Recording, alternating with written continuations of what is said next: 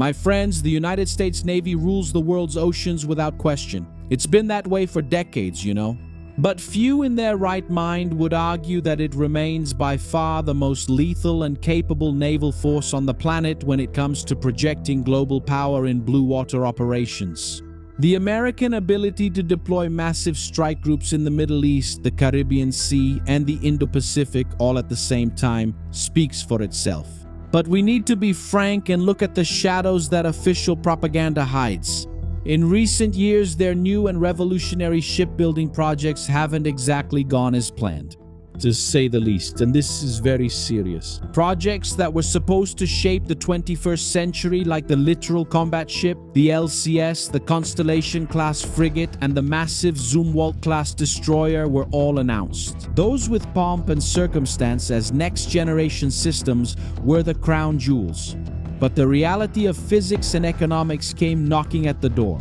And these high-profile programs ended up being dismantled or brutally cut, with only a tiny fraction of the intended number of ships actually being built. However, not all that ocean of money and engineering was in vain. At least not in the case of the Fulcrum, the advanced and highly technological Zumwalt-class destroyer. One of the biggest military mistakes in Navy history found a new purpose. They are about to turn a colossal and embarrassing white elephant into the deadliest warship in the entire United States fleet. An undetectable carrier of hypersonic missiles. What you're going to see today is the anatomy of how this new weapon gained a terrifying new lease on life. To this class of ships, and how this adds a unique arrow to the American quiver at the worst geopolitical moment in recent history. Now subscribe to the channel, turn on the notification bell, and leave a like on the video because it takes a lot of work to make. The move is innovative, urgent, and exactly what the tactical picture needed. As analysts in the US Congress said not long ago, the failure of the Zumwalt-class destroyer could be summed up in just 2 words: total disaster. But my friends, pay attention to this. It wasn't supposed to be this way. The Zumwalt, named after the legendary Admiral Helmut Zumwalt, Chief of Naval Operations from 1970 to 1974, was designed to decisively face a threat profile that seemed inevitable. Go back in time. It was 1991. The Cold War had ended abruptly with the bloody collapse of the Soviet Union. The American Navy, suddenly without a worthy enemy, reassessed its priorities. Instead of preparing to face a global superpower in open waters, the assessment was that they would now face dispersed regional and littoral threats. The focus shifted from anti-submarine warfare in the middle of the ocean to projecting overwhelming power in coastal environments. The Overruns-class destroyer program would fill the role of fleet defender, optimized for survival in the open sea. It did this admirably and continues to do so. But to crush the new coastal threats, the Navy required a completely different platform. They wanted a ship that could deliver a massive volume of precision fire against targets deep inside enemy territory and sweep away asymmetric threats such as fast attack craft, mines, and short-range anti-ship missiles. The original concept was named the DD-21 Land Attack Destroyer, which evolved into the DDX program in the early 2000s. The DDX then gave rise to the Zumwalt-class, a multi-mission platform obsessively focused on absolute stealth, heavy automation, and high-capacity power systems. In February 2008, the initial $1.4 billion contract to begin construction of the lead ship, the USS Zumwalt, also known as DDG-1000, was approved. The original and megalomaniac plan was to build 32 of these steel monsters. Only 2 more were actually completed, the USS Michael Monsoor and the USS Lyndon B. Johnson.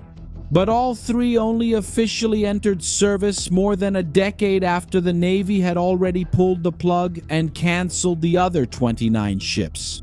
When we look at this machine's technical specifications today, it's hard to understand how the project sank. In many ways, it is as revolutionary as it promised to be. The heart of the ship was the requirement for a tiny radar cross-section. If you're going to annihilate a multitude of threats from the sea, air, and land while pounding the enemy coast, you need to be as invisible as possible for as long as possible. And the Zumwalt-class achieves this spectacularly despite being larger than any destroyer or cruiser in the current Navy inventory. And just look at the level of engineering.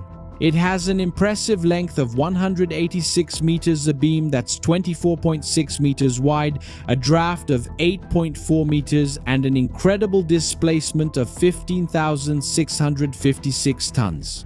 To put this in perspective, a Ticonderoga-class cruiser is 172.8 meters long and displaces only 9,600 tons. The current model of the Arleigh Burke Flight 3 measures 155.3 meters in length and displaces 9,700 tons.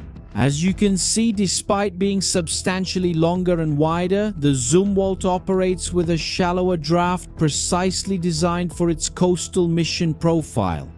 They also incorporated a unique ballast system that continuously adjusts the ship's draft as fuel is consumed, maintaining the stability required by its bizarre and futuristic design. And that monstrous radar signature is reduced to the size of a mere fishing boat thanks to the Thunberg home hull, which pierces through the waves. Unlike conventional ships that flare outward, the sides of the Zumwalt slope inward above the waterline, reflecting enemy radar waves away instead of bouncing them back to the enemy. It's a visually alien concept to deal with ultra-modern threats, but the historical irony is that it's not a new idea.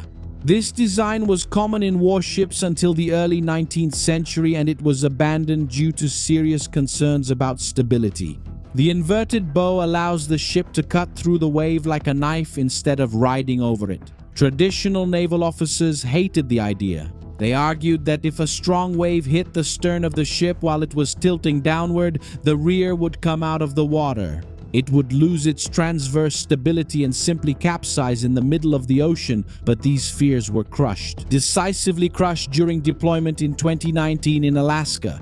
The commander at the time, Captain Andrew Carson, called his executive officer to inform him that they were facing Sea State 6, which means brutal waves 4 to 6 meters high. The executive officer was shocked. The ship was so stable that they thought they were at most at Sea State Level 3. With waves from 0.5 meter to 1 meter and 2 centimeters, the ship was literally slicing through the water monsters. And to move all that mass, it produces 104,600 horsepower, ensuring a maximum speed of 30 knots, a colossal force for surface combat. And this obsessive pursuit of stealth extends to the superstructure that houses the radars and command spaces. They use composite materials like vinyl ester panels reinforced with carbon fiber. These gigantic structures, weighing 900 tons, measuring 47 meters long and 15 meters high, are the largest fully composite maritime assemblies ever built in human history. All of this is powered by the ship's total computing environment, an open architecture system developed by Raytheon, which integrates active and passive sensors, making real-time decisions with automated responses. Zumwalt is the absolute peak of naval evolution. Its lethal problem, and the reason why the Navy pulled the plug, is that putting so much innovation into a single hull comes at a cost. A cost that bled Washington's coffers dry. And there are people out there who say that the United States never runs out of money, they can just print more. Nonsense. The original cost for 32 ships was $1.4 billion each, but the costs rose so quickly that they triggered a breach under the amendment in June 2010 when the cost exceeded the baseline by more than 15%. They cut resources, reduced the fleet, but the financial bleeding continued. General Dynamics, the company responsible for construction, had to burn through $40 million just to create a special facility to assemble the ships.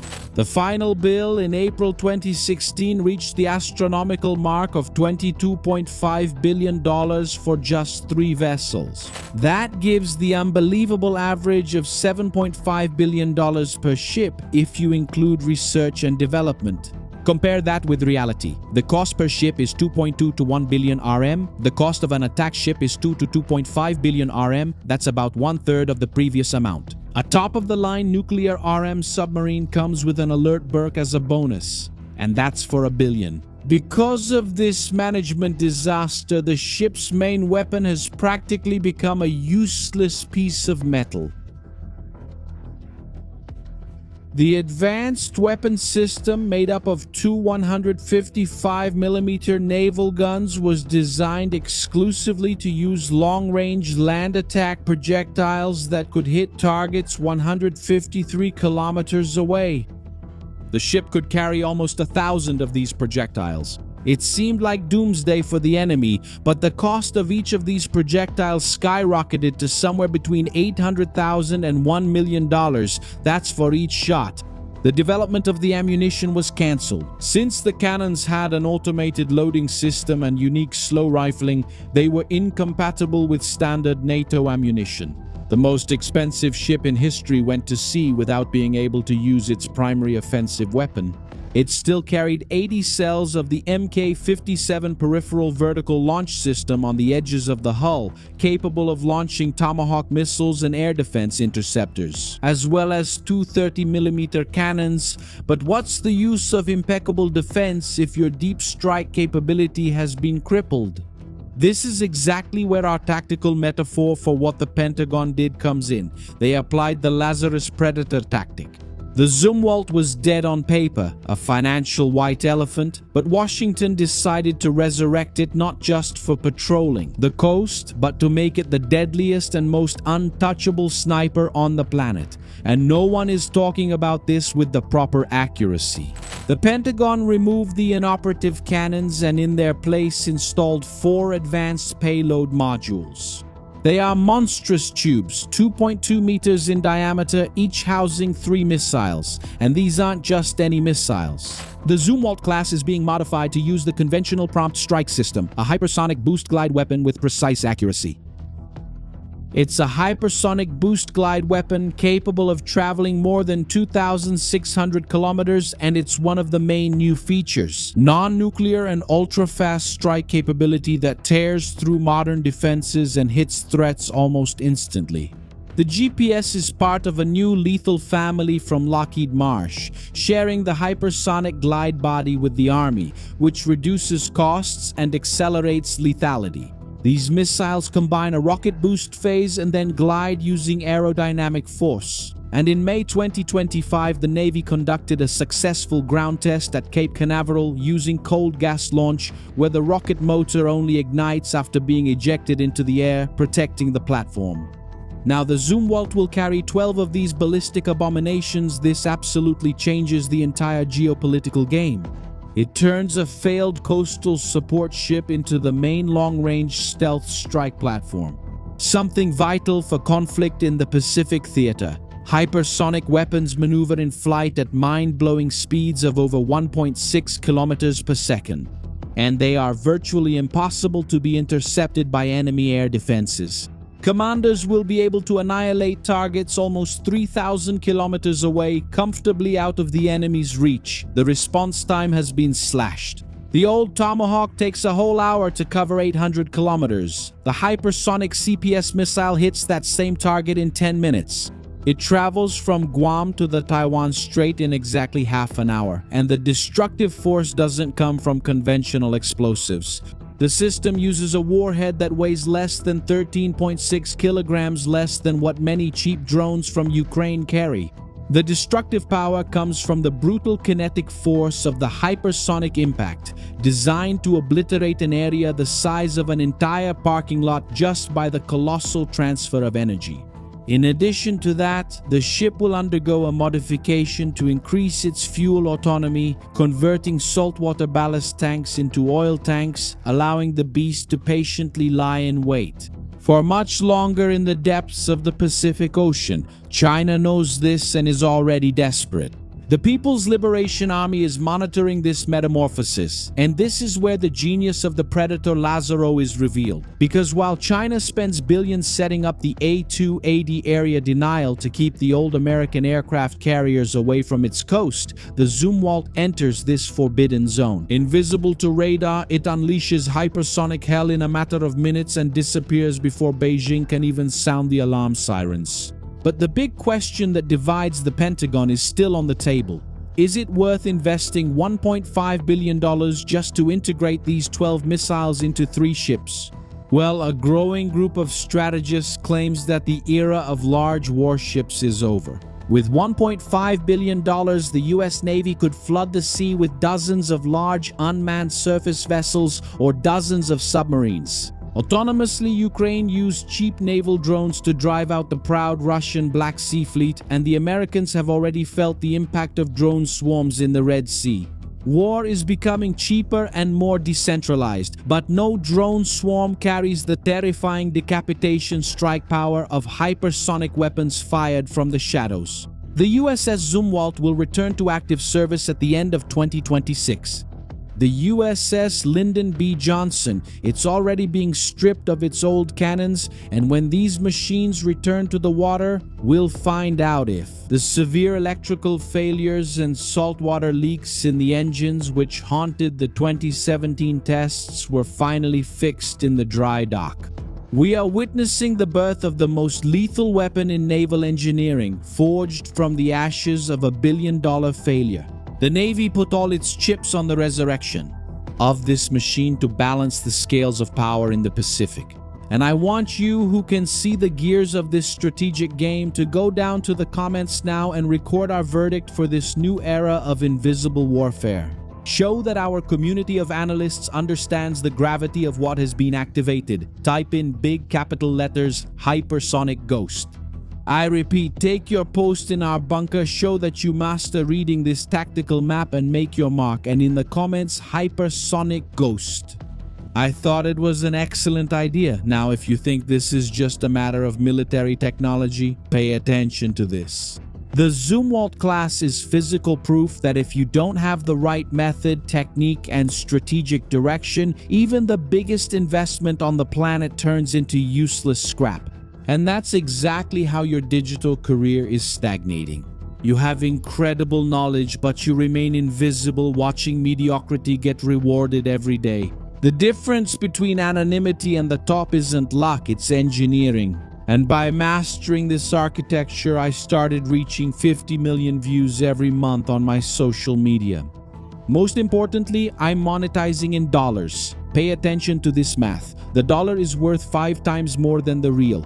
$100 today is 500 Rs. Now multiply that by 10. You are literally leaving money on the table every day. Does communication with authority generate revenue? It's worth a lot of money. That's why on July 12th here in Curitiba, I'm going to reveal the inner workings of my method in a relentless in-person intensive.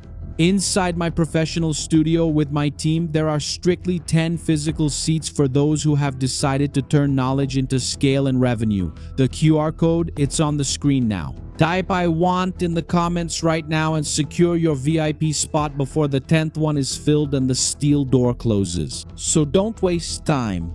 Have you thought about being there with me while I share my knowledge and my method directly with you, with no middleman? It's not a pre-recorded course, it's not an empty mentorship where you get nothing out of it. You'll get my professional experience, personally. Now, to unwind after this analysis, check out our exclusive movie and TV channel. A relentless curation for the whole family with no woke culture and zero whining. So the link to our meeting is in the first pinned comment and in the video description. It's also in the QR code. Take a look, everyone. And to unwind after this analysis, check out our exclusive movie and TV channel. A curated selection of movies and series with fantastic tips so you don't waste any more time looking for something cool to watch with your family. No woke culture, no whining. Link in the description, in the first pinned comment, and also in the card that appears on your screen now. Subscribe to the channel, turn on the notification bell, and leave a like on the video. It takes a lot of work to make. Now shield your mind. I'm Shimon Oliveira, and I'll see you next time. See you then.